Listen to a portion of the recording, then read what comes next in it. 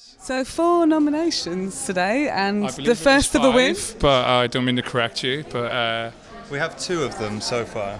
yeah. Congratulations. Thank you. Thank you. So one of them was difficult second album. This one? Do you agree? Was it difficult? Yes. To start with, like we recorded Brutalism maybe like 2 years before it was released, and then we spent the whole of that 2 years working on what was the idea of our second album.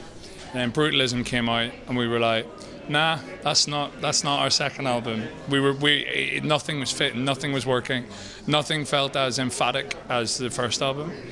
And then it came from like a time where we just all like really like became very insular with the 5 of us. It was very strange because like on the outside, you know, the whole Brutalism thing was occurring, and we went from being like playing pubs to no one to playing pubs to maybe 30 people, and like that was a big thing for us.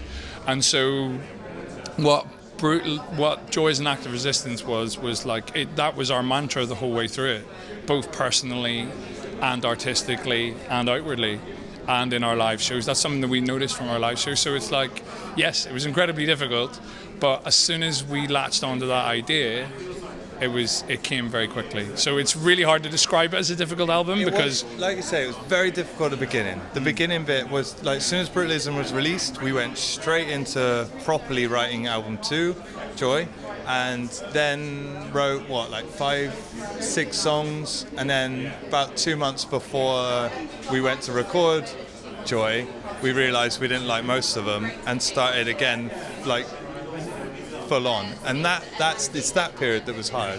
When the writing process took latch, like he said, it was great.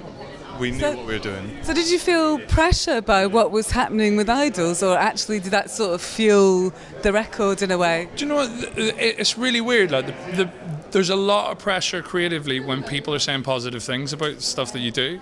Like it's really difficult to not absorb that and not want to please. Like you know we are attention seekers, we are people pleasers, we're trying to please constantly, and it's really hard not to fall into bad habits and fall into the traps of, oh, that's what the people want, we'll give it to them.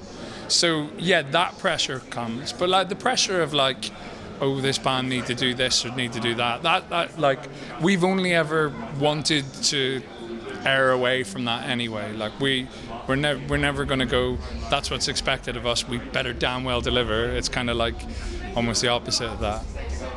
So do you feel that you said what you needed to say at the time with Joy, and how is that kind of feeding into what's coming next? At the time it felt like enough, but we need to say a bit more, thankfully. Thank God for that. So yeah, we're literally going in to record next week, and there's a lot to be said, and we're saying it. Yes? Yep. So what's fueling the new stuff that you're working on at the minute? What's getting you angry? What's getting you happy? What do you want to tell people? Look at the world around you, Anita. I mean, it's a, you know, come on. It's a shit show. Yeah, it is a shit show, which is, you know, for angry, snarky punk music, it's good. You know, I always found it funny that like when we were writing Joy, we were voting for in our general election, and all of us voted for Corbyn.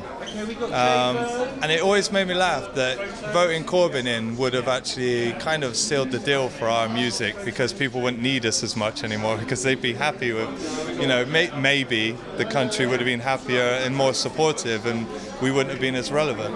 So it's very strange to think that all this shit that's going on helps us, and that's just not right. You mentioned the snarky punk band scenario a minute ago. There's a lot of that happening at the minute. What would you say to like some new angry young people coming up that just want to tell the world how they're feeling? What advice would you give them? Use your anger well, channel it, get rid of the anger part, and create catharsis through joy. Okay, last thing I want to ask you. You're heading to the States soon. You're up for international breakthrough here today. Why do you think that your music's resonating further than angry Brexit world? I don't know if you're aware about international politics, but it's not just the UK that's going through a bit of shit, and like it's really interesting. Like that was something we were always worried about, because a lot of lyrically and even musically, like our music's very British centered. Like, you know, there's something about American music that's they're very into melody and into that side, whereas UK music's more about like sonics, like getting an abrasive sound or getting a beautiful sound, but it doesn't necessarily matter whether it's like la la la la la. And then obviously our lyrics are like very British centered. There's references to Mary Berry and stuff like that, but it transferred really well because it's so blunt, I think. And I can say that because I don't write the lyrics, but like because they're so blunt and so almost obvious, I think that it transfers any cultural barrier and oftentimes any language barrier as well, because it's just simplistic. There you go. Good answer. Last one. Oh, I thought that was. Excuse me. Sorry, last one. Hey. What's on the stereo? The IDLES stereo at the minute. Oh, okay. I've actually really gotten into black metal. So there's Mayhem have new stuff out. They're very controversial to listen to, but they're sick. I've been listening to Mos Def, so you know, that's about it really at the moment. The last week. Oh, and Def Leppard. Sorry, but I pretty much always listen to Def Leppard. They're like the band that always follow me with Bon Jovi. Also, I've been brushing up on the Mercury nominations. Well, I do it every year, don't you? It comes out and you're like, oh, I haven't heard that one. You listen to it and you're like, that's sick. So yeah. Oh, well, best luck with everything, and sure we'll see you again at some point. Thank you so much. Good to see you. Bye bye.